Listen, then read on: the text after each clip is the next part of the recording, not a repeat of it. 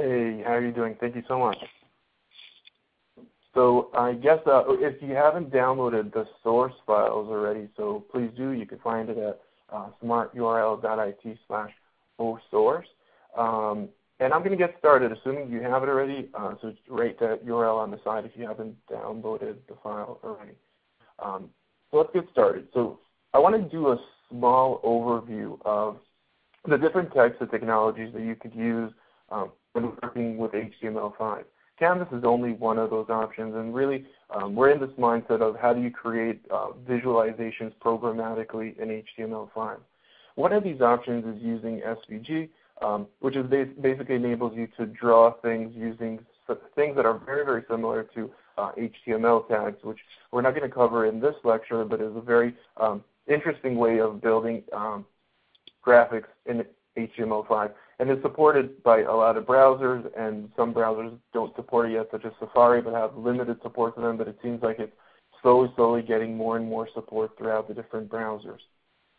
The next type of visualization is using CSS. In this example that you could see right now that I hope you could all see, there are some CSS transforms that are being done in basically with CSS without JavaScript, where you could roll over elements and have these smooth animations that are happening using CSS. The next type of visualizations that we could use in the HTML5 landscape is we're still in the CSS world, CSS3, where we could see transforms. And I'm just going to refresh this. Your frame rate might be a little bit slow, so it might be a little bit harder to see this.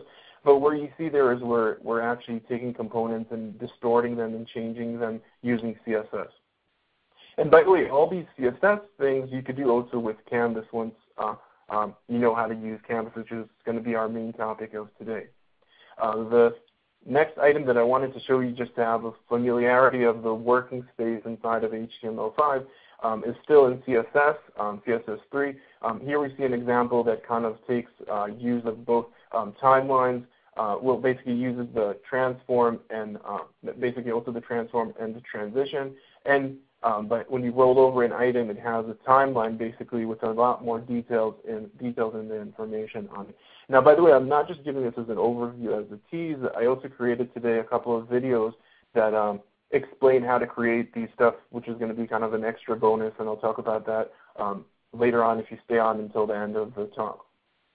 The last item among these emerging technologies with HTML5 is WebGL. WebGL is basically the web's version of OpenGL, which is a very complex but very interesting way of developing 3D right into your browser. O'Reilly has a few wonderful books about it. I wouldn't consider myself as a pro in it, but I've created a very, very simple sample that shows you how to integrate WebGL into HTML5. And by the way, WebGL is integrated through Canvas as well, and I've created a sample video for that as well, and we'll talk about that towards the end of this hour. So let's jump right into our main topic, and our main topic is going to be Canvas and getting more familiar with it. And as the time gives us, we're going to start building flags of the world together. And we're going to start from the more simple shapes and slowly progress into more and more complex shapes until our time runs out. If we have time, we'll also cover adding animations into Canvas. And if we don't have that time, then we might not have that, but you'll be able to access the source files that I've created so you can download them and play with them and figure out and tinker with it on your own. So we're going to start off with the first flag, and that flag is going to be the flag of Libya, but actually the flag of Libya that was until 2011, until they changed, the country changed its, how would you call that? Well, it was liberated, I think, but I don't really know what's going on right now. But anyway, so the old flag of Libya from 1977 through 2011 was just a nice big green shape, which is a great way to start our Canvas training. So let's get started. So I'm going to jump right in. Let me just close that tab. And we're open up a new tab, and I'm just going to drop inside there our flag sample HTML, which is going to be an empty file, more or less. So I just want to go through what we have in the file currently before we start actually doing something. So if you look into the flags file that you'll have in your source files, you'll see that there's an empty HTML file that just has a shell of HTML. It's formatted in the HTML5 kind of way. We have our script tag, which has a JavaScript file, which is currently empty. And we have here a body, which is empty, that is calling an onload. When the document is loaded, it's calling the init function in JavaScript that we haven't created yet, which we'll be doing that immediately. So let's get started. The first step that we want to do is we want to create a canvas element. And creating a canvas element is just the same as any other HTML element that you've created before. The only difference is that canvas on its own doesn't really do anything. It just exposes like an empty stage and an empty work area for you to draw inside of it. So your first step is you want to create that canvas element. So I'm going to create a canvas element, open and close my canvas, and I'm going to give my canvas an ID. The reason why I want to give my canvas an ID is because we're going to be interacting with it and integrating it inside of our JavaScript function in it once we create it.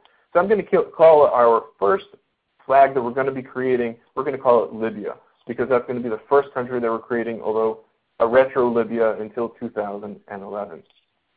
The next step is we want to define a width and a height for our flag. So to do that, I'm just going to add the property width, and I'm going to set its value to be let's do a 200, and I'm going to set the height, and I'm going to set that to be 200 as well. And there we go. We created a new canvas area. We're not really going to see much if we go back into our browser and click on refresh, because there's nothing inside of it. Currently, we created an empty area that is just going to sit here on the top of our screen in our browser, but we don't have anything in it. The next step is we want to start talking to the Canvas API, and the only way to do that is through JavaScript. So my next step, now that I have my canvas element, and I'm calling this init function, is I want to create that init function.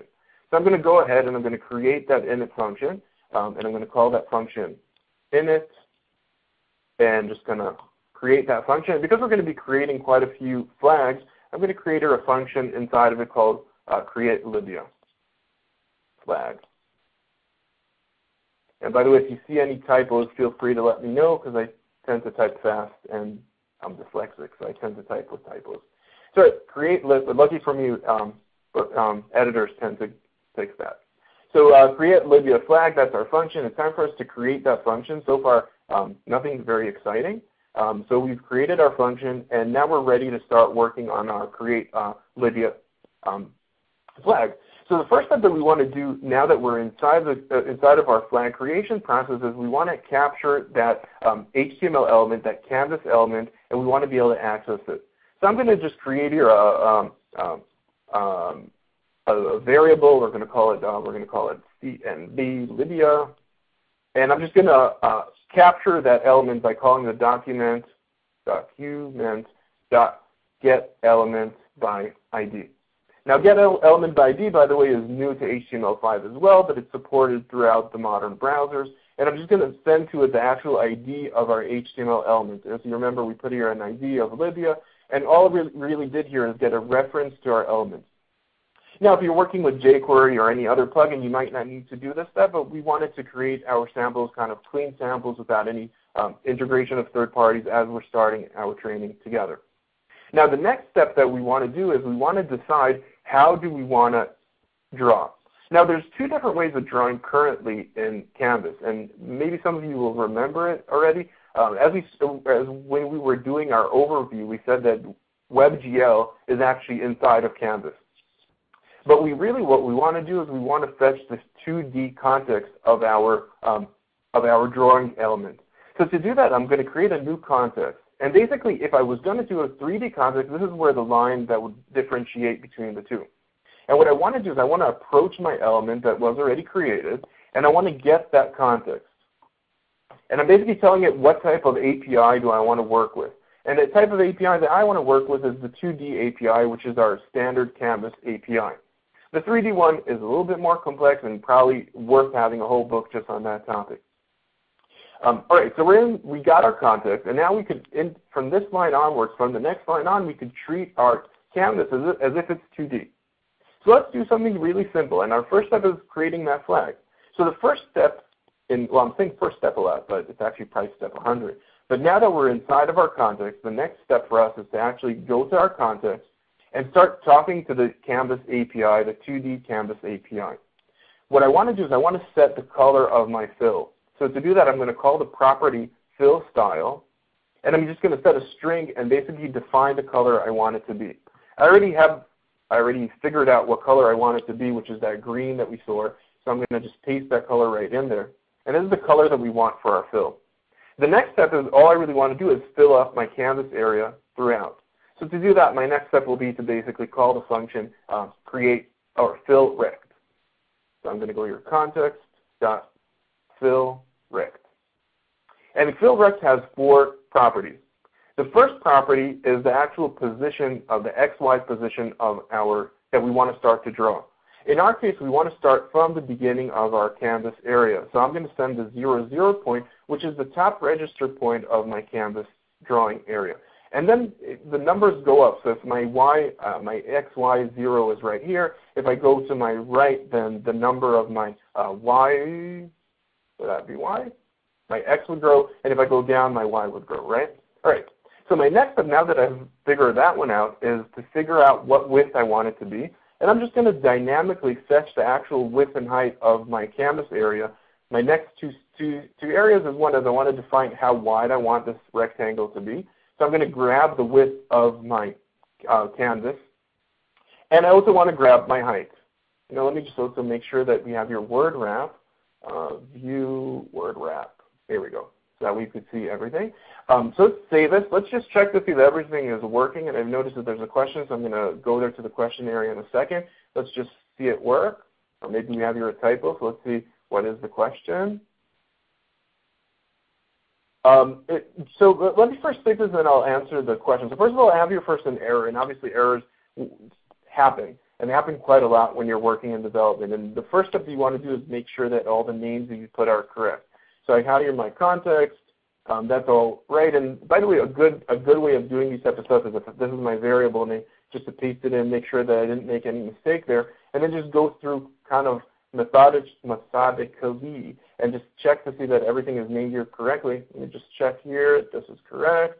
If anyone sees the error, it'd be great to hear from you as well. So I'm going to figure out what is my error right now, which is always great to have an error while you're doing something live. That looks good. That looks good. Fill rect looks good as well. Everything seems fine, so I'm going to save it. Go there and click on refresh. Oh no. Let's see what's going on here. I'm just going to paste inside because I'm probably going to have here a small typo. I'm just going to paste inside my original code that I have there, which is exactly the same, probably without that typo, and give it another run. And I am in trouble. All right, so I need your help, guys. Do you see any error here in the typing that I've put? And in the meantime, I'm going to try to solve this live error. So although it's frustrating, these type of stuff sometimes, but you just have to go back to the basics and try to figure out where that error is coming from.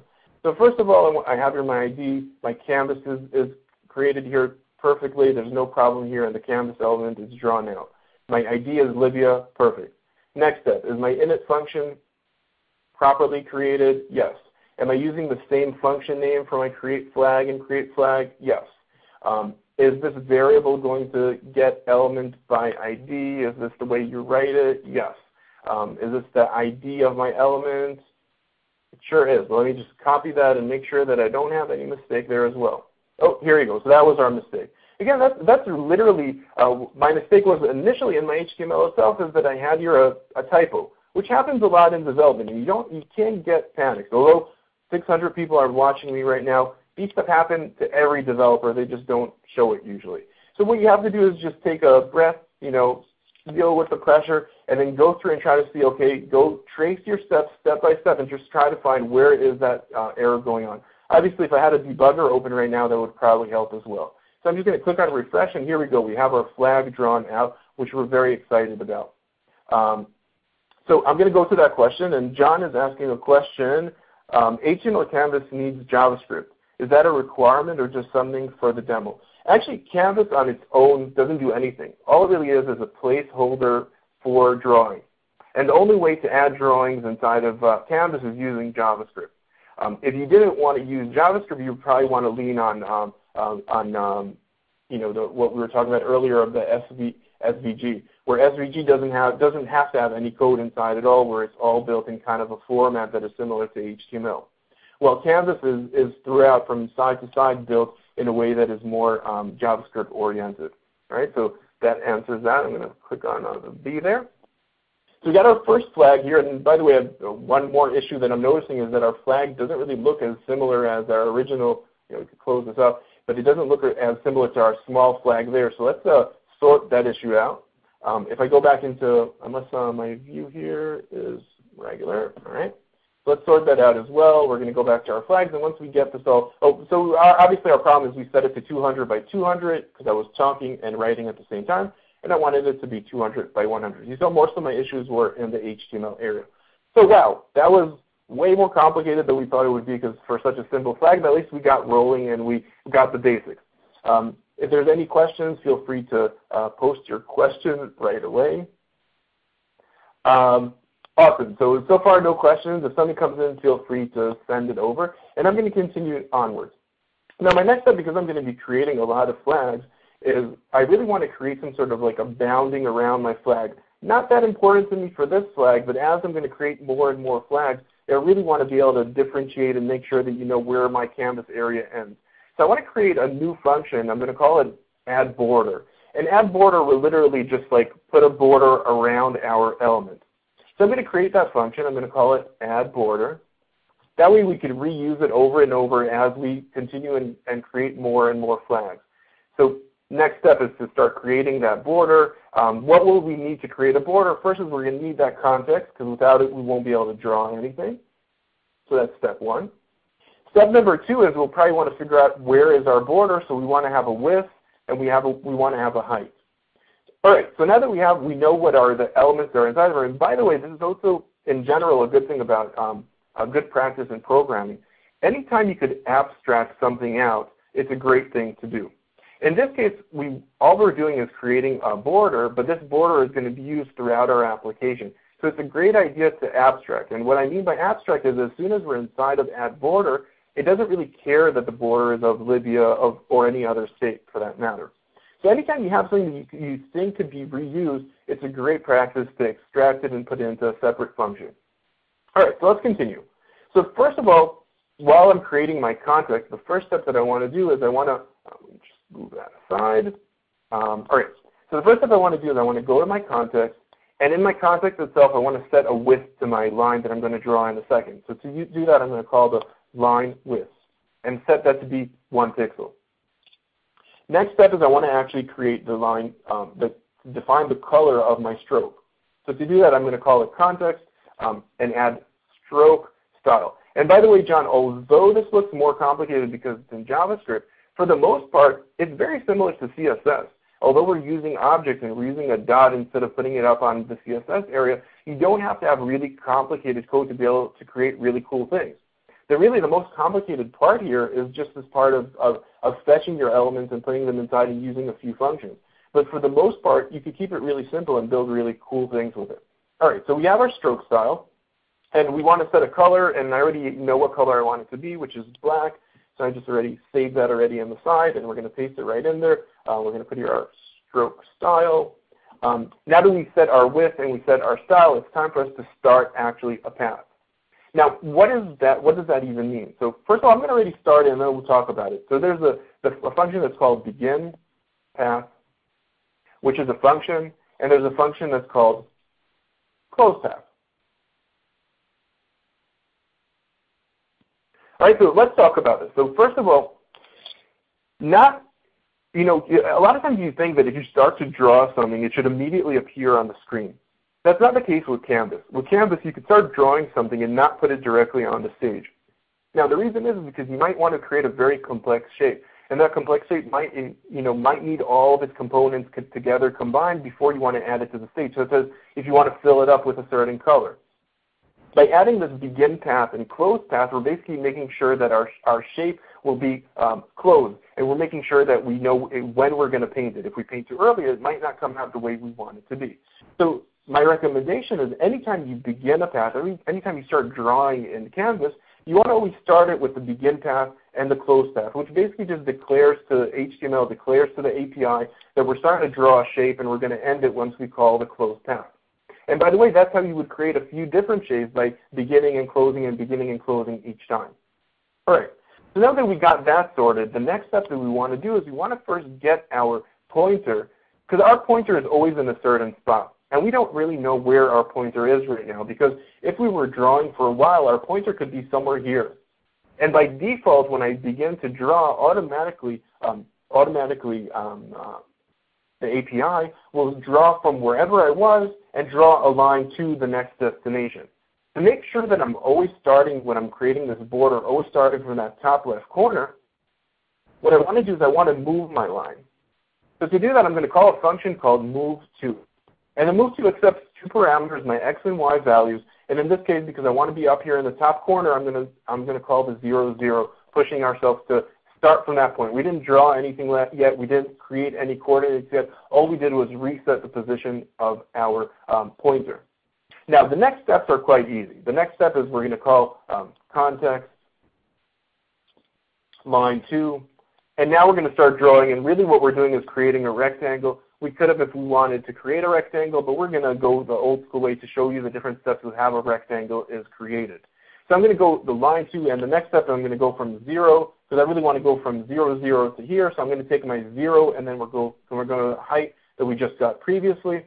And I'm going to copy this 3 more times, because what we want 2 more times, because we want to go through every single step of that rectangle. So the next step is we want to go down here. So down there would probably be 0 here, and our width would be the value that we got from our add border.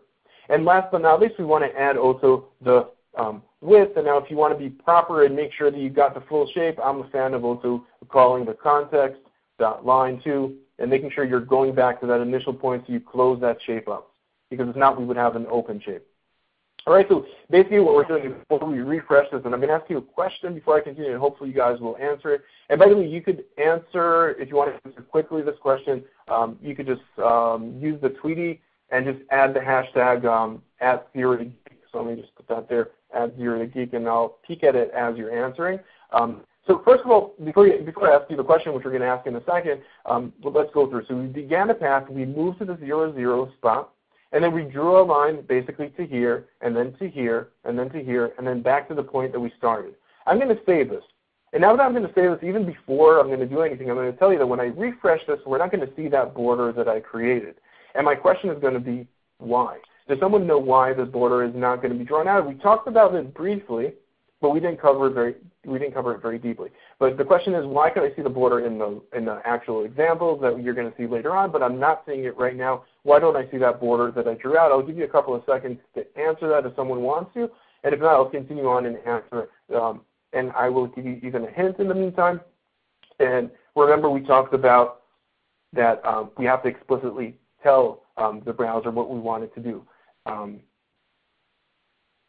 All right, so I'm going to assume that you guys are thinking about it, and the answer is that we have to explicitly tell it that we actually want to draw things out. And the reason is very simple. We might want to fill this shape out without having a stroke. On the other hand, we might want to have only a stroke. So maybe we only want to see a line, but maybe we want to fill it. How would the browser know? How would the API know? And for that, the only way for us to solve that problem is by actually explicitly telling the browser what we want it to do.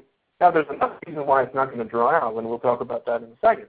So first of all, context, what I want to do is I want to call the stroke command, stroke. And by calling the stroke command, I'm basically telling the browser, okay, it's time for you to draw out the shape that we just created.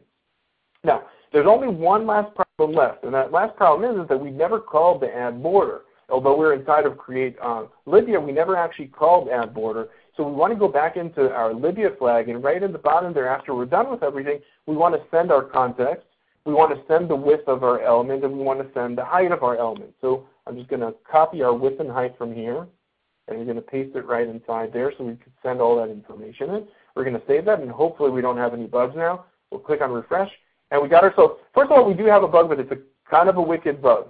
So we could fix this really easily. So one thing, as you can see, is that we kind of drew an X instead of drawing a closed shape, which is kind of awesome.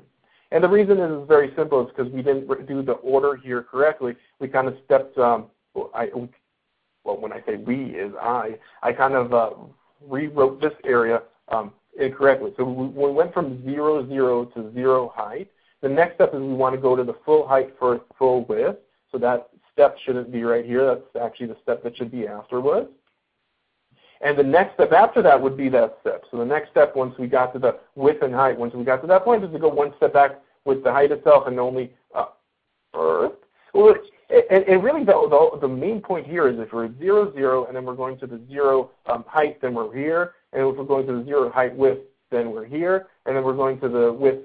So it's basically we're taking the step backwards. We could go in any direction. The most important part here is to make sure that you're going through the right steps. And what we did earlier is we went from this step to that step to this step to that step, and with that we created that X there.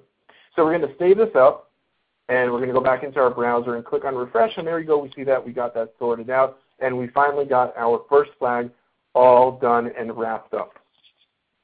Awesomeness. So I'm going to check for questions. Let's see what we got here. Right sheets. I don't think we're going to get to that. I don't think we're going to be going through the basic steps of creating Canvas elements and drawing elements out. So David was asking if we're going to go through, we're going to cover sprite sheets. So the answer is currently no. That's not going to be. Probably we're not going to make it that far. All right. So let's move on to the next element, to the next flag. Our next flag that we wanted to create, if we check in our list, is a flag that's a little bit more advanced. We'll be able to move a lot more faster because now we already have the basics in place. So let's go back to our example, and let's go into our HTML area and add another flag. So I'm just going to copy my flag. I'm just going to paste it right underneath, and I'm just going to change my ID of my flag. And this time around, we're going to be creating the flag of Palau. I hope that's how you say it, and I wonder if any of our listeners right now are from Palau, and if I'm saying it incorrectly, so I apologize. All right, so we're going to create the flag of Apollo, and that's what we really needed. We copy-pasted our canvas area. It's the same size, and it's time for us to move on to our next, it's time for us to move into our JavaScript and continue creating our flags. And I'm going to create just another flag here, copy-paste that initial function, and just change the function name to create the flag of Apollo. So I'm just going to change that right here, Palau. And I'm going to create that function. And because it's going to have a lot of similarities, I might even want to copy it. But I'm just for the sake of practice, because we're doing this now for the second time in our life, we're going to go here and just create that function all over from scratch. But we'll do it a little bit faster. So again, I'm just going to create a reference to my HTML document. So I'm going to call it CNV documents.getElementsById. And we're going to fetch it by the ID of our element. And this time we're not going to make the same mistake of making a typo. So I'm just going to copy that and just paste it right into our area. So now we got access to our Palau canvas element. And again, we want to get a reference to the context. So I could just copy this context area and just make sure that I'm using my new Palau variable. And from there on, now I could reference from the next line on to just talk to the canvas directly. So, okay, so let's see what are the steps involved with creating the Palau flag. So if we look at the Palau flag for a second, you have your two steps. One step is we want to create this background, which we already created a similar background earlier. And the next step is we want to create basically a circle. All right, so let's do it. So step number one is we want to create that background. So we're going to right, so I just was peeking at the questions there. All right, so let's start with creating that flag. So first of all, what I want to do is I want to create a fill style, just as we did. We can even copy this, because really the only difference between the two is going to be that one of them is going to be in one color, the other is going to be in a different. So we're going to change the fill style, and the fill style I'm going to grab as well. I got that sorted out right here, and I'm going to paste that right here. Now, because the next step involves me needing to reference this width and height a couple of times, what I want to do is I want to create a couple of helper functions to help me out. So to do that, I'm just going to, break a line here and add a couple more variables. And I'm going to call my first variable width for my width, and I'm just going to approach directly. And I did here Libya, so let's just, it's the width of Palo. And I mean, it says I just reference directly to this URL because we're going to be referencing it a couple of times. And same goes for this one. We want to set that height. And we're going to use that. All right, so we're just grabbing that reference to the width and height that we were using before, and this way we don't have to access this long variable each time no more. All right, so now that we got that sorted out, our next step is to actually, we already have our rectangle. We created that new color base that we already have there. We're already halfway through creating our flag. The next step is creating that circle. To create that circle, what I need to do is I need to change my color, my fill style first. So step one is I'm going to change my color again. And this time around, I'm going to use the color that's used inside of that circle. I'm just going to grab that color from my references, and it's right here.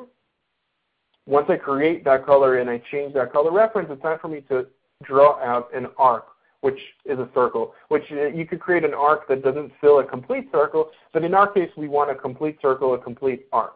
All right, so the next step is we want to create that arc, and we will call the arc function.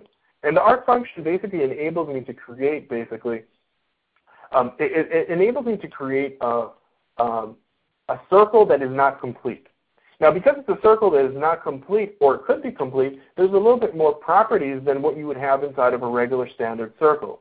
So let's go through the steps. The first step is the point where we want to start drawing our circle.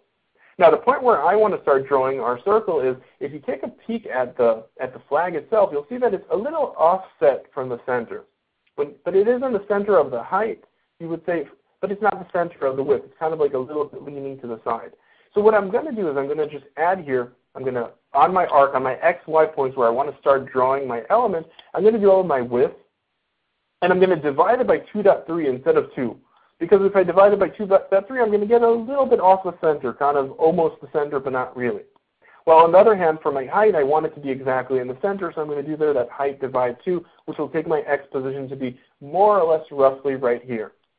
Now, the next step is I want to define the radius of my arc, or actually more my radius, right? So my radius I wanted from experimenting and playing around with the radius that would be needed, I figured out that the right radius for me would be a radius of 40. Once I set up my radius, the next step is actually to figure out where do you want to start your arc and where do you want to end it. Because we want to create a complete full circle, what I'm going to do is I'm going to actually reference to starting from position 0, because I want to start from the angle of 0. And the way that arcs, why am I doing that there?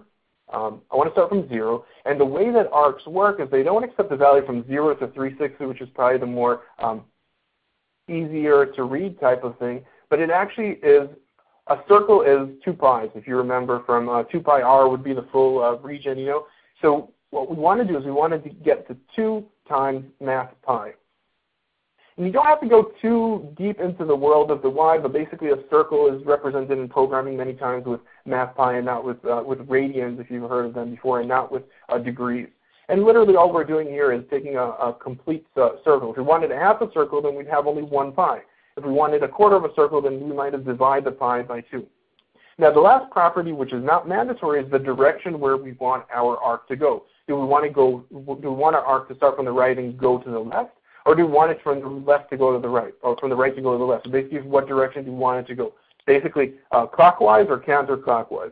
So by the default will be false, and I'm going to set it to be false. But if you wanted it to go counterclockwise, then you would set it to be true. Now, the last thing that's left, and if we go back again, you'll see that nothing happens, and again, and you'll see this over and over. The reason why you don't see anything is because you have to basically give the command to tell it what you want to do. We don't want to give a stroke to this, but what we want to do is we want to call our context, and we want to fill it. So I'm just going to call the fill function. And contrary to, and notice there's a big difference here. When you use the fill rect, the function itself already tells you what it does. It creates a rectangle, but it fills a rectangle. On the other hand, when you're calling the arc, the name itself is already telling you that it's not really drawing it out. If it was going to be filling an arc, it would be called fill arc. All right? So now that we call the fill, all that's left for us to do is click on refresh. And if we click on refresh, we'll see that we have the flag of Palo. And the last but not least is I want to add a border. So I'm going to grab the same border function that we had earlier, and I'm just going to add it right in the bottom there and just make sure that I'm sending in my new properties that we're using, which is going to be the width and the height. I'm going to save that, just make sure that I got my border there, and I'm going to check questions right away. All right, so I'm going to click here refresh. I see we have here a couple of questions. All right, so 1 second here. So question, if we want to display a circle in another that needs, let me try to figure out what the question is saying. If we want to display a circle in one another, what needs to be done?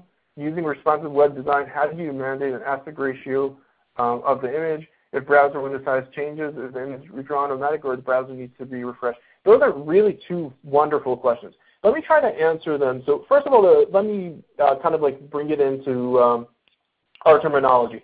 So the first question is if you wanted to draw a circle that has a circle inside of it. And by the way, I hope we get to it, but if you notice the flag of Turkey, that's exactly what I did in the flag of Turkey. But I want to answer your question, so what I'm going to do is we're going to create a variation on our example. So to do that, I'm going to go back into my example, and what I want to do, notice how we created here this fill style. How about we create another circle inside of that circle? All I really have to do is I could copy that area, right? Now I'm going to change the color really briefly. How about we change it to the same background color that we had earlier? And all you really have to do, because I'm now drawing another circle, and I'm putting it in the same XY position, so it's going to be in the same spot. All that's left for me is to change the actual radius. If I change the radius, now all you'll be able to see is basically a donut. So if I click here, refresh, you'll see this really thin donut. So let me make that even thinner. So let's do this 10 here. I'm going to save it.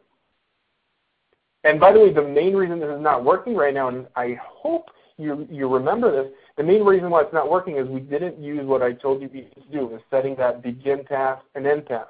So if I go right here, because we're creating more than one shape, I'm going to want to begin path, and I'm going to want to also copy that, close path, because I want to make sure that I'm drawing each at a time. So I'm creating that arc, closing that path, saving. Moving on to the next one. Now that I want to create my next one, I want to beginning a new path. And again, it's very explicit, these type of stuff. You have to actually tell it what you want it to do. So in my second circle, now that we're creating two circles at a time, I actually want to create a circle, begin path. I want to begin a path, define my arc, close the path, fill, and then again. And you can do this as many times as you want. And now it should probably look a lot better. Oopsie. It should look a lot better. Let me just click on refresh there, and you'll see that now we have a real donut out there. So I hope that answers your question. So I'm going to save that as answered. And I won't be able to solve your second question immediately, but what I would say is right now what we're doing, not every function exists. And Robert is asking, wait, why not use fill arc? Not every doesn't mean that there is a fill arc. There's a fill rect doesn't mean, for example, I want to create a triangle. That doesn't mean there is a fill triangle. Now, if there is a fill arc, then you can definitely use it. I don't remember right now off the top of my head if there is a fill arc, and that's the reason why I'm not using it. But it's also a great practice for you to do this. Now, by the way, if we're already talking about this, and you know what, we're not in a rush, right? We really want to learn here something, and we're talking about abstracting things. So if there isn't, for example, a function that enables you to create circles, how about create that function? How about we create the function of fill arc, assuming that there is no fill arc? So I'll just create a function called fill arc, and I could just send to it all the properties that are needed. So how about first is we need a context, right? And the next thing we need is also a style, so we're going to call this color. The next thing that we need is probably going to be the width, or the X, Y, and the R for radius, and we probably want, that's it, because all the rest, because it's a complete, we're doing an arc and not a circle, so we probably want to send those to the other properties. So how about we send them? We'll call this angle 1, angle 2, all right? And all that's left for us to do is we could grab this kind of big chunk here, paste it right inside of our fill arc, because we're doing it twice already, right? We just want to make sure that everything is dynamic here, so the context is good. We want to put inside that variable of color, CLR. We want our X and Y properties, and by the way, the X and Y properties are going to be right here. X is going to be here. Y is going to be here. Our radius is going to be right here. Our angle 1, angle 2 could be right there. And if we want, we could extract also that the clockwise or not. I'll let you guys do it because we want to kind of continue forward. So basically, we created this fill arc function, and I'll leave it to you guys to actually implement it completely. I created it. You could then basically go inside, and instead of creating our circles this way, you could basically just, let's do it because it seems fun, right? Hope you don't mind. So I'm going to just go right here. I'm going to send all the fill arc information that I need. let's just make sure that we know what we need to send. So first we want to send our context. So I'm going to send my context. The next thing is I want to send my actual point, my X point that I want to be in, my Y. Basically, I want to send all this information in. So I'm just going to copy all of that, paste it right in there. Let's try and see if it works. Oh, we had only one more thing as the color. So that was the second property. And that would go right here. All right, so it's time for us to test it out. So what I'm going to do is I'm just going to comment this out first before we get rid of it completely. And we're going to give it a roll, and if it works, then we know our fill arc function works. So I'm going to save this for a second, go back into my application, and hopefully we'll see the same donut, and we are. Excuse me. All right, so we could theoretically delete that, and we could also delete this one, and we could create here a nice little extra arc with a lot less pain. And that's the answer. So if there isn't a function yet, or there really is a function, it doesn't really matter. If you create one of your own, even better, because then you're practicing your capabilities and exploring them. And by the way, making it a lot more easier. Oh, let me just put here another color. So this is not going to be exactly a Paolo, but you'll forgive me for that, I hope. And we could create maybe even another one, so that'll be 20, and how that would create a third arc, and our third arc, its radius will be 1. So basically, really quickly creating this way 3 shapes. Oopsie. Let's see, why not? Oh, because we're doing the same color, so the last circle would have to be in a different color so we could actually see it. Save that, go back in, refresh, and then we have your 3 circles or the target logo just in yellow instead of orange or red. All right, so I answered your question, Robert, I hope. I'm going to mark a V on that one.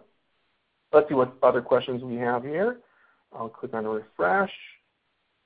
I think we only have one more question. Okay, cool. So Heidi is asking, using responsive web design, how do you maintain the aspect ratio, width of height of the image? If browser window sizes change, is the image redrawn automatically, or does the browser need to be refreshed? Awesome. You're welcome, Robert. Heidi, I can't cover that right now, but basically, remember that we talked about how we want to make everything dynamic. If you notice, the only thing that's not dynamic here is actually my flag width and height. If I wanted to make my application really dynamic, all I had to do, and notice I didn't have here any hard-coded value about my width or height. So if I wanted, for example, my flag now, if you're on a mobile device, you would use CSS for that maybe, or you would dynamically add some JavaScript. For example, if you're on a desktop, we want it to be, let's do it with our latest flag. We want the flag of Paolo to be 400 by 200, and this is something you could define with CSS if you know how to work around inside of CSS. Now, because I didn't actually explicitly talk about my width or height, and everything here is relative, if I go inside here and I refresh, you'll see that my flag of Paolo is going to be resized. Only problem is because I'm using a hard-coded ratio for my radius. That's the only thing that is hard-coded. So what I could do is I could go to my radius and say, okay, for the flag of Paolo, I might want it to be maybe the radius to be a third of the height. So how about we do that? So instead of using this hard-coded value for our arc, instead of using a hard-coded radius, I could say, okay, what I really want is I want to take the height itself because that's a smaller area, and I want to use a third of the height as my fill arc instead of using an explicit number. By doing that, if I do that and I click on refresh, you'll see my larger circle is now going to be relative to the size of my element. And if I go back inside of my flag itself and I go, let's say, change my flag down again to 200, 100, which was the flag ratio that we were working on, you'll see that it should automatically look as it looks before, even though we changed the size. So the only part that's missing for you right now is to go through making sure that you got the CSS correctly to resize your elements based on what you want for your design. So I hope that answers your question, or at least partially, at least apart from the JavaScript part. And that's why I was kind of repeating over and over and saying, the most critical thing you're doing while you're developing things is try to avoid being explicit about things, especially if you think you're going to reuse. With that said, I know some of the listeners are less advanced developers, and it sometimes is really hard to build stuff that are completely dynamic. Don't worry too much about building things completely dynamic. You can always start from building it for what you need and then slowly making it dynamic. So just as we saw previously, which is a great example to that, is initially I created the flag of, I created the arc myself, right? I created it in like 4 or 5 lines. See, I created it in 4 or 5 lines. But then when I heard one of the questions that asked me, well, how do you put a flag inside of a flag? I said, okay, for me to be able to leverage this, I don't want to type this 100 times. So instead of typing it 100 times, I'm just going to create a helper function, which is called fill arc. Okay, so I hope that answered the question. And I see I have here one more question coming in, so let me click on that refresh. So John is asking, how do you draw a line between 2 points? Awesome. So it's the exact same way. And by the way, let's continue on, John. I'm going to answer your question as I start another flag because I know our hour is starting to run short, and I really would love to get for you guys to see another flag. So let me see. Oh, awesome. So we'll cover that. We'll cover it immediately in the next flag that we create, which is a lot more complicated, as you can see. All right, so let's start creating this complicated flag. And don't worry, John, I'll cover your question. I'll get you answered by the time we finish that flag. All right, so let's go back into our application. And again, first step we want to do is we want to create another canvas element for our new flag. If someone knows the name of the flag, feel free to shout out the name of the flag. And the flag that we are about to create is the flag of Greece, which I'm sure you guessed. And the flag of Greece is a lot more complicated, but not that much. We already started covering all this idea of building things on top of things. And that's exactly what we're doing next. So I created a new canvas. I called it Greece. I'm going to go back into the beginning in my init function, and I'm going to call my new flag, which my new flag is Greece. So I'm just going to, I'm just going to paste it so we could save some time. I'm going to create that function, create Greece flag, and all that's left for me is to actually call that function, create Greece flag, and let's start building up our application. Now to avoid repetition, what I want to do is I'm just going to, from now on, initially we use explicit names, right? Let's not do that anymore. Why don't we want to do that? Because as you become more, and when I'm saying explicit names, even although we're approaching the element directly, which is fine, it's really great to use a generic name here, because does it really matter that it's Paulo? Not really. And the more generic we use it, the more copy pasting we could do. So from now on with the functions, just to get things slowly to be more modular and less explicit, the next step is what I want to do is I want to start calling our things in a more generic way. So I'm going to call my canvas from now on canvas. And that's all the big change that's happening. Not that dramatic, but it's actually a really huge step in your development style because it enables you to copy paste more easily when you create another flag or another element. If it's not critical for something to have an explicit name, it doesn't really have to have an explicit name. And I'm going to give it its name, not green, but Greece, making sure that I don't have any typos. And because I've done that, I want to start doing this width and height always. And from now on, I could just copy paste it each time instead of rewriting it, because now I'm always calling it canvas. And the only thing I would have to change is the actual definition of Greece. Now, by the way, if I really wanted to make it dynamic, what I could have done is create a helper function that would generate all this information for me where I only send the actual the name itself in or something of that nature, but we're not going to go that crazy, that dynamic at this stage. All right, so the next step is we want to get a reference to our canvas. So I'm just going to copy away because every single flag that we've seen so far has a background. So I'm just going to start away immediately with the background. The only difference is going to be that it's going to be in a different color, so we don't have to cover it too deeply now. And we're going to cover that color, close down our shape. We have our initial steps of the flag. Oh, let me just save this. Let me make sure that I don't have here any issues. There might be a typo here again, which is a common issue. Let me just make sure that I wrote this correctly. And these are the steps, and I say it so many times in my training that don't worry about typos. Typos are part of programming, and they're completely fine as long as you don't get panicked, like when a lot of people are watching you and you have to get it done immediately. So first of all, you see, didn't get panicked. I went line by line. So far, everything good. I hit line 46, and bam, I'm already seeing it. There's an issue here. The name of my element is not Paulo. So all I have to do is copy this, make sure that I'm referencing the right thing.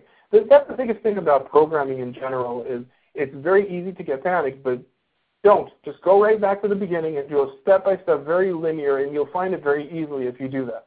So I'm going to save that, click on refresh, and here we go. We have our baseline for our flag. All that's left is to start drawing in the different shapes. So I'm going to start off by, I really want to draw out these lines first. So I'm going to start by drawing out these lines. So the next step, now that we got our base, our mat, our element, is to start drawing our lines. And I want to figure out what will be the width of my height. And to do that, what I'm going to do is I'm basically going to count how many stripes do I have. So I have your 1, 2, 3, oops, 1, 2, 3, blah, blah, blah. I already know I counted, it's 9. All right, so I have your 9 stripes. So what I want to do is I want to figure out what is the height of each stripe. So I can figure it out. I'm going to use my line height, a new variable, and I'm going to take the height of my element and divide it by 9 because I want to create those 9 different sections, 9 different lines that are going through 9 different subsections. All right, so now that I know that I have those that division by 9, which will actually give me the number of the width of the line that I want it to be, the next step is to go through a for loop and actually draw it out. So I'm going to create a for loop, and notice again how every single element as I'm creating it, I'm making it a little bit more complex. And now, by the way, the reason why I'm starting from 1 is because we already have the blue, and all I really want to draw out is the actual white line. So to do that, I'm going to start from position 1, and I want to make sure that I continue drawing as long as I is smaller than 8 because I don't want to draw more than I need to. And I'm going to step up my I each time by 2, basically skipping 1 step each time. All right? So this is exactly where I'm going to answer your question, John, by the way, where we're talking about how do you draw a line, only a line, and not a complete shape, because we're not going to be drawing here a shape. We're actually going to be drawing here lines. All right, so I'm going to go to my context, just as we did before, and I'm going to move my line each time, because what I want to do is I want to move each time to like this point and then draw all the way to the end. Move to this point and then move all the way to the end, over and over until we got all of our lines drawn out. So the first step is I want to move to position 0. That I know. Now, how do I calculate the position itself? The next step is that what I want to do is I want to draw out, first of all, I want to draw my I, and I want to duplicate it by my line height. Because my line height, it will basically take me to that position that I need to be, because my height is going to be changing each time, and I'm going to be duplicating by I, and by that way I'm going to skip each time one line. And that is basically what it is. We're going to have to do a small change there as well in a minute, but I first want you to see why we're going to make a small change. Now that we moved, all that's left for me to do is to line 2, which this is what answers John's question. So I first said, where do I want to start from? In this case, I want to start from this point, this XY point. And then where do I want to move to? I want to move to the exact same spot, only at the end of it. So I want to change my X point to be all the way to the end of our element. Now, all that's left for me to do is to create a strike. Now, if I don't do a strike, then nothing will be drawn. And because I don't have a closed shape, all that's left for me to do is a strike, but because we're doing this inside of a loop and we're using the same style, it doesn't make sense for us to call strike 8 times or 4 times the amount of times that it's called. It's preferable for us to call it from outside. So I'm going to call it context stroke. And I'm going to call that stroke. And basically what I'm doing is I'm actually, John, you wanted only 1 line, so in 1 line scenario, you wouldn't be inside of a loop. But because what I'm doing is I'm already drawing out those 4 lines that I need or 5 lines that I need, then I'm calling my stroke. Now there's going to be a couple of more stuff probably that we might want to configure or might want to tinker with. But let's see how this comes out first of all. And we'll see that we'll probably want to do some modifications. So first of all, we have here a small little issue. So let me first of all figure out what is our issue. So we have here our canvas is looking fine, and we already tested that out a little bit earlier. This is all good so far. This is all good so far. We don't have any issues here with our height in general. But we do see that in line 51, I forgot to put a semicolon. And again, part of work, don't worry about it. I'm not worried about it. You shouldn't worry about it. I think research says that I think like about 70% of the developer's time is finding bugs that they created. Now, if you have less bugs than that, then you're doing fantastic. I know that many times when you read it from a book or you see a video tutorial, it seems like we don't make mistakes, but the biggest pros and the smallest pros all make mistakes. Just some don't have a problem sharing it with others. Some do. I personally am a fan of making mistakes together as long as I could find and fix it. If I can't, then we edit it out. Okay, so that sorted that problem out, hopefully, and we'll click here refresh, and we'll see that our flag should return. And you'll see the line, although it's not very visible. And the reason is because we have there a really thin line, and it's black. So the next step that we want to do is we want to make sure that we give it a little bit of width and a little bit of a height. So I'm going to go right there before I start drawing, and I'm going to set myself a line width because I want it to be nice and thick.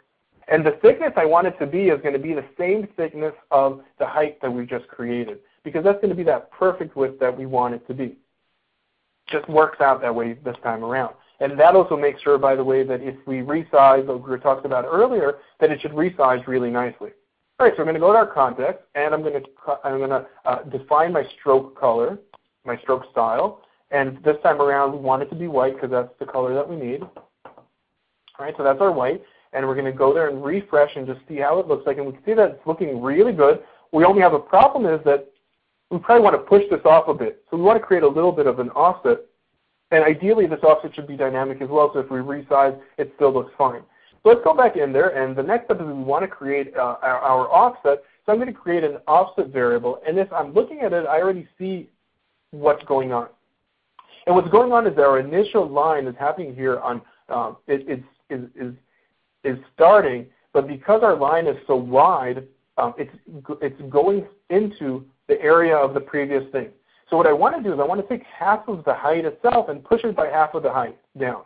All right, so to do that, I'm going to create a new variable. I'm going to call it offset. And I'm going to set my offset to be my line height and divide that by 2 because that's the amount of margin, that's the amount of error that I'm seeing there. And I'm going to copy that, and I'm just going to change the Y position that I moved to and also change that in the line to when I'm drawing it out. And if I save that now, we should see that we're having here a full shape. All right, so let me just check the questions before we finish completing this flag. I just want to mark John and make sure that I answered that question. Hopefully, John, you're set. And I'm going to press there plus that I answered that question. And let's see if there's any question that's related before I move onwards. So Leslie is saying that code for the Greek flag has a begin path but no close flag. Close path. I assume that's a typo. And by the way, it probably is a typo, but one of the stuff is that it's not mandatory, although I said you should always do it. If you don't close the path, there will be an assumption of a close. But the thing with that is if you're creating a lot of shapes, it could start getting confusing. So a great idea is to always open and always close. It could be that for the sake of the book and because I didn't want to add complexities earlier on, then I didn't introduce this topic and I only introduced it later on because the way I built the book, I tried to build it in a very linear fashion where every single recipe is a little bit more complicated. It's a little bit more complicated from the Canvas point of view, and it's a little bit more complicated from the JavaScript level of experience. As you notice now, we're slowly adding loops and we're adding arcs and we're slowly making it more and more complex. So I kind of brought in this topic earlier on because I wanted you guys to know about it because we had a limited amount of time here. But if you go through the book or go through the examples in the book, you'll notice that we cover that and we kind of like slowly transition into it. But yeah, you're right. That's a typo or a mistake, and it should be closed as well, which would be always a good thing to do. All right, so let's see what our next question is. Xavier is asking, those bars could also have been made with fill rect. Absolutely, they could have, and the only reason I didn't do it that way is because I wanted to slowly expose you to the different types of ways you could create it. So we started with fill rect, and I kind of wanted to avoid too much repetition, so I wanted to each time do it in a little bit of a different way. The way I've structured also these lectures and also the way I've structured the book wasn't necessarily like this is the best way to do this specific thing, but try to build it as a kind of like an educational format where you're always doing something a little bit different so it stays interesting. But absolutely, you could have used fill rect without any problem. Let's see, what is our next question? Is there a good list of really cutting-edge use of Canvas out there anyone would recommend for inspiration? That's a really great question. Well, not an open API type of thing that they give you to explore, but there's a lot of libraries that are built upon it. And you know what? If you grab our book, you'll see that in the book, I think throughout the first 6 chapters, I'm focusing explicitly on Canvas, the fundamentals of Canvas, and the next 6 chapters or so, or 5 chapters are focused on all those different rich libraries that are out there. That most of them are open source libraries. So even if you don't end up buying them, just download the first few pages where it shows you the chapter names of the different libraries, and you could just go directly to those libraries and tinker with them. But obviously, hope you do check that out. All right, so I hope that answered your question. Let's see, I have here another question going on here. I really want to finish this flag before we wrap up. So let me ask, Audrey, do I have, let's say, 10 minutes just to finish this flag? Yeah, 10 minutes is great. Awesome. And you guys feel free to start queuing up questions. I'm going to ignore the Q&A for a bit just to get this flag done so we have at least another full flag done under our belt. All right, so let's jump right in. I'm going to jump right into the code area. We created our first loop. We created our first element, and we're going to continue on in the next stage. Let's just do rectangles, which are a little bit more straightforward, simple. Let's see what do we need to create. So if we look at the flag itself, the next step is we want to create a rectangle right here, probably a blue rectangle as well. So let's do that. Let's create a blue rectangle in the top corner area of our screen. To do that, I'm just going to call the fill rect for that. And by the way, notice that I'm not redefining again my color. The reason why is because I set my fill style to be for that blue, and the white I set to be to white for the stroke. And because we're going to be using now a fill rect, then I don't have to change up again my styling. So I'm going to go to my context. I'm going to call my fill rect, and again I'm going to set my XY positions are going to be 0, 0. And then I'm going to figure out what width and height I'm going to need, and I already kind of figured it out as I was playing with it, which is basically going to be the height itself that I've created of my lines times 5, and it's going to be a complete rectangle, a perfect square, so it's going to be the same thing twice. Obviously, this is not necessarily the most intuitive solution, but because I did that, if we resize our flag, it should continue looking great without us needing to put something more explicit. So if I save this and I just go right in there to check what's going on, we'll see that we have there our rectangle again. And all that's left for us to do is to finish off with a cross. So to do that, I'm going to continue on using my lines, and I'm first going to begin a path because I want to make sure that we're completely, and by the way, this connects really great to one of the questions you guys asked me earlier, is why don't I put here a begin path and end path? I probably should, and it's a great idea to do that. But because there were no lines previously, there were no real shapes that were being drawn out that were open, because when we created fill rect, that's a shape that was completed already. It's not, the browser is not going to assume that it's going to continue drawing from there on. So when I created the shape, I didn't really worry about the begin path and end path. But now that I'm adding more shapes inside, and now that it's more than one shape, I want to make sure that I'm clearing things up each time. And I'm, again, starting with begin path. But for you, I would say as you're starting to develop and you want to be comfortable, just always start with the begin path and end path. And really, again, the main reason why I didn't use it throughout every single example was to try to keep things more simple as you're starting to learn Canvas inside of our application. I kind of wanted to transition into it slowly and not to push too much things at the same time. All right, so now that we got that out of our way, it's time for us to move our line. And where do we want to move to? We actually want to move to the top. We know that our height is going to be, our rectangle height is 5 times our height. So what I want to do is I want to go to position 0 and go to half of that. So I'm going to go to my line height times 2.5, because that's going to be slap in the center there where we're going to move into. And then I want to line to, I'm just going to copy this. I'm going to line to from here. Not light to, but line to. And I'm going to make sure that I move it this time around to my line height times 5, because I want to take it all the way to the bottom of this rectangle that we created. So halfway there, and we want to go all the way to the bottom of that rectangle. So if I save this out, and again, we won't see anything if we press play right now because we didn't call the stroke yet. So let's first finish our cross. And to do that, I'm just going to copy this one more time, and we're going to change things around. Now this time around, I want to start from the X position to be in the center of the square, and the Y at 0.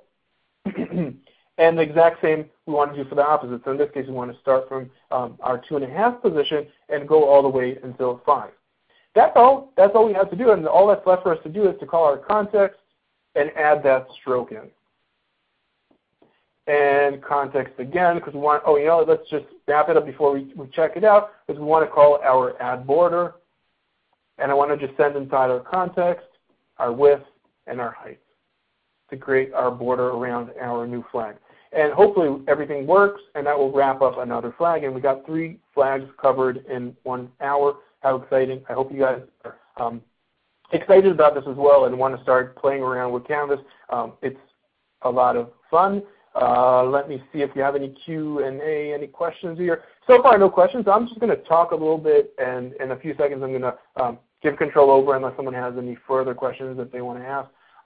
So here's my news. So I'm really excited about this, and what I've done throughout the day today was I sat and created a video tutorial that basically went through showcasing how to integrate a basic SVG, how to integrate the CSS transforms and transitions and CSS timelines, and the basics of WebGL as well.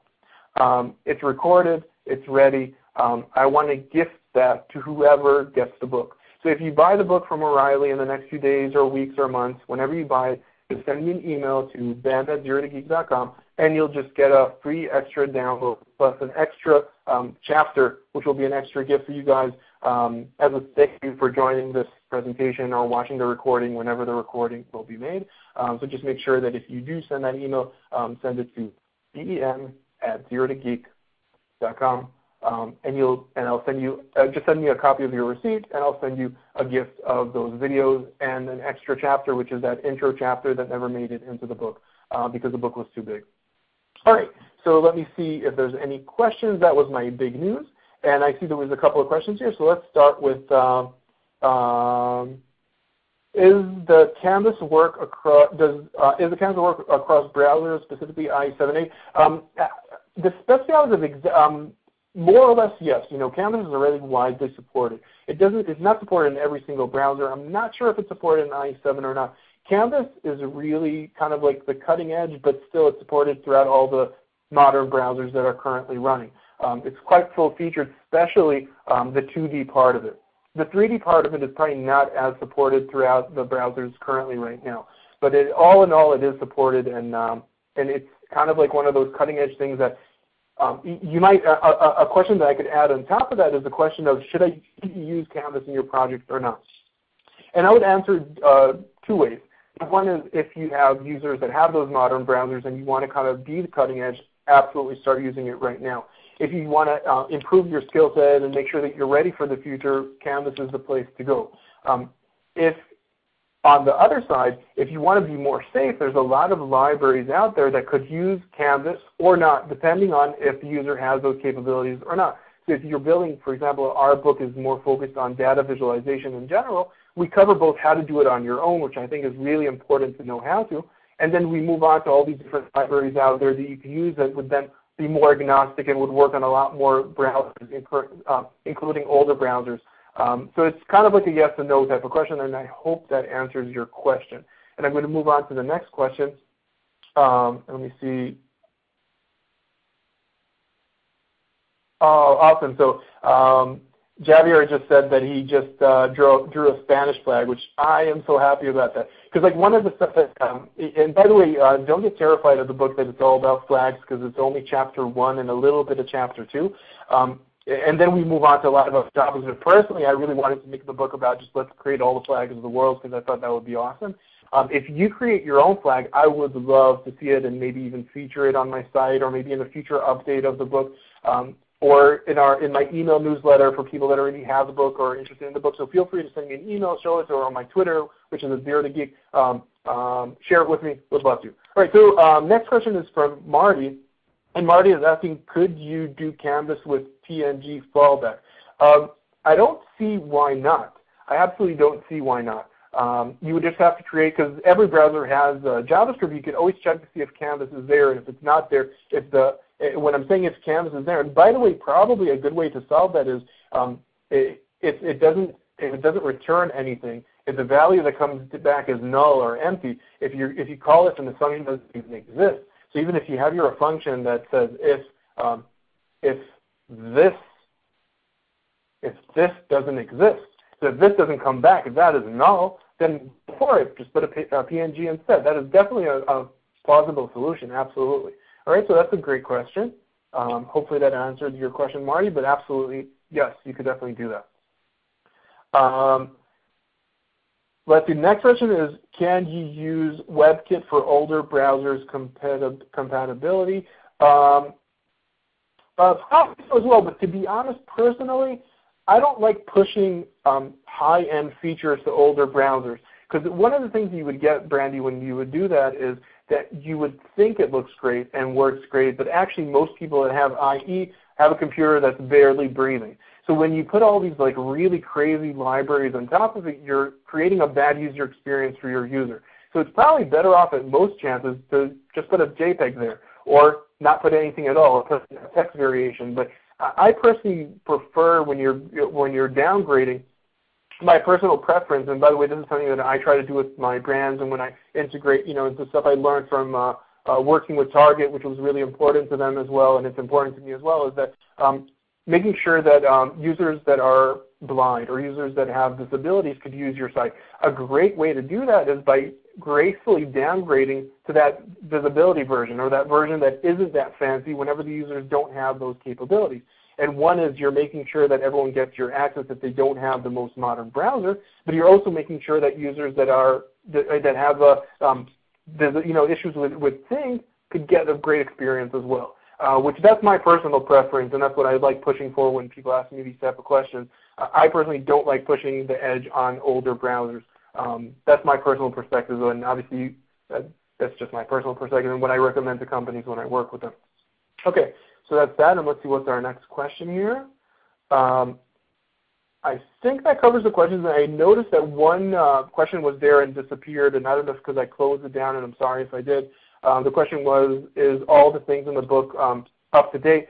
99.9% yes. And one of the, things are so dynamic in this industry, and they're always tweaking, but it's small changes. And really, the heart of it is the same. I'm keeping track of small issues that might be there. And if you downloaded our source files, then you will be automatically enrolled into my kind of like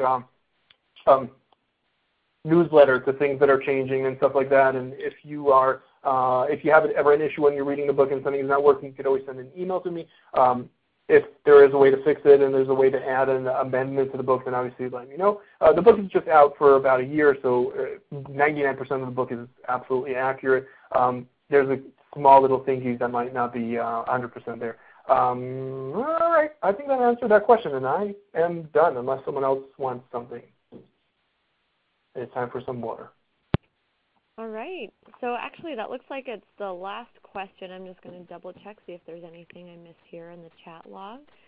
But fantastic presentation. The audience was just super engaging, and it seemed like they really enjoyed it. Was there anything you wanted to leave the audience before we finish up today, Ben? Just like we said, that if you do get the book, don't forget to send me like a copy of the receipt or something, and I would be more than happy to send you an extra bonus chapter and a couple of videos I made to kind of like as a gift for our viewers that joined us. And yeah, that's about it really. And you could get me at ZeroToGeek.com, or you could follow me at Tweety, which is also ZeroToGeek. And I think that's about it. All right. Well, thank you once again, Ben. This was a fantastic presentation. And just a reminder for you all, we are recording today's event, so we will have an archive available within 48 hours, and that will be sent to you via email. And there's also that code to save 50% on Ben's ebook, and that is code DEAL, because O'Reilly has made it the deal of the day. So thank you all once again. Thank you, Ben. And we hope to have you all at future events. So, awesome. I would love to. We hope to see you, and have a good morning, afternoon, and good evening to wherever you all are from. Goodbye. Bye.